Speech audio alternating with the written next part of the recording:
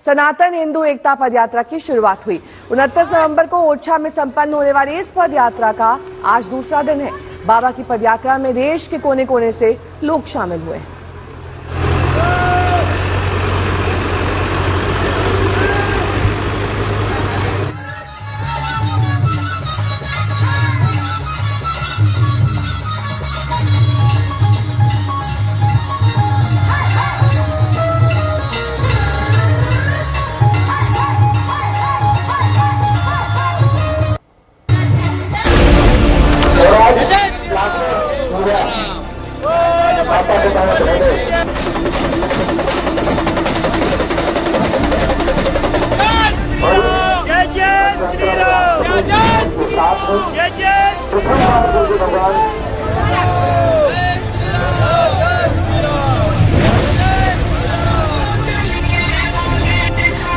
हिंदुत्व की ध्वजा लहरा रही है।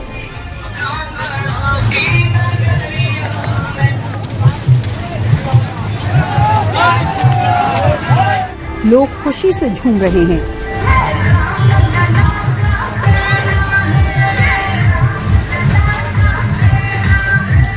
हिंदू राष्ट्र के संकल्प के साथ कारवां बढ़ता जा रहा है।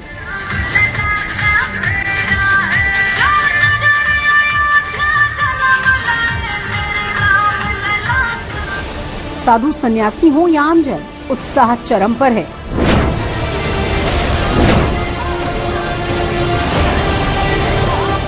ये बागेश्वर धाम के संस्थापक पंडित धीरेन्द्र शास्त्री की सनातन हिंदू एकता पदयात्रा की तस्वीर है। दूर दूर तक देखिए, पूरा रास्ता भगवा रंग से सराबोर है।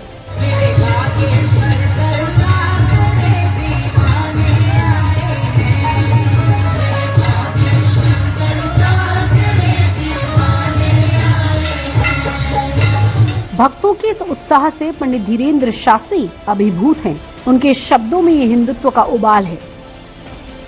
हम तो अकेले निकले हैं, लोग हिंदुत्ववादी विचारधारा जो सच में कट्टर हैं, जिनका जमीर जिंदा है, जो कायर नहीं है, वो जो उमड़ते जा रहे। कुछ लोग घर बैठे जुड़ते जा रहे। देश में एक नई क्रांति खड़ी हो रही। जो हिंदुओं को डरपोक कहते थे, जो हिंदुओं को धमकी देते थे कि 15 मिनट दे दो, भारत के हिंदू, नेपाल के हिंदू, इस देश के जगह जगह से हिंदू एकत्रित हो रहे हैं। इस देश में जो आजादी के समय माहौल था, वही माता उठो, वही माहौल इस देश में पुनः खड़ा हो रहा है। और हर हाल में भारत का हिंदू एक होकर के रहेगा और धर्म विरोधियों की छाती पर, बाबर की छाती पर रघुवर का नाम लिखा कर रहेगा। एक यात्रा करनी ही नहीं, गांव गांव जाना हमें। देश के पूरे भारत के साधु संत ने कर रहे। ये देखो, परम पूज्य गोपाल मणि जी आ गए, परम पूज्य संजीव कृष्ण ठाकुर जी आ गए। ये सब महात्मा गांव गांव जा रहे हैं। अब कोई इस देश में पिछड़ा नहीं है। इस देश के एक एक कोने कोने में जाकर हिंदुओं को एक करके इस देश में हर हाल में भेदभाव मिटाकर हिंदू राष्ट्र बनाएंगे। पंडित धीरेन्द्र शास्त्री का आह्वान लोगों को खींच रहा है। तस्वीरें देखिए, बाबा के पैरों पर ये महिला भक्त किस तरह दंडवत हो गई।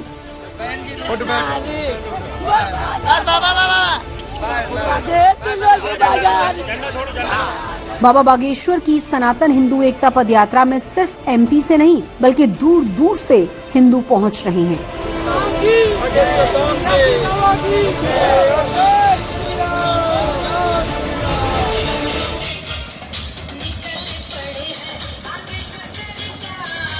ये यात्रा जो है वो जिस संकल्प के साथ निकली है, उस संकल्प में न केवल मध्य प्रदेश के बल्कि देश के अलग अलग राज्यों से तो लोग पहुंचे ही हैं। इसके साथ ही में नेपाल जैसे पड़ोसी देश के जो लोग हैं वो भी यहाँ पहुंचे हैं और सभी मांग कर रहे हैं कि हिंदू जो है वो एकजुट हो। और इसीलिए इस हिंदू एकता यात्रा में वो शिरकत करने पहुंचे हैं पूरे 9 दिनों के लिए। रवीश पाल सिंह मेरे सहयोगी इस वक्त तमाम जानकारी के साथ सीधे इस पदयात्रा से ही जुड़ गए हैं। रवीश, जिस मकसद के साथ बागेश्वर बाबा ने ये पदयात्रा निकाली है, हिंदुओं को एक करना, एकजुट करना, दूर दराज से लोग पहुंच रहे होंगे, वो मकसद कामयाब होता हुआ दिख रहा है?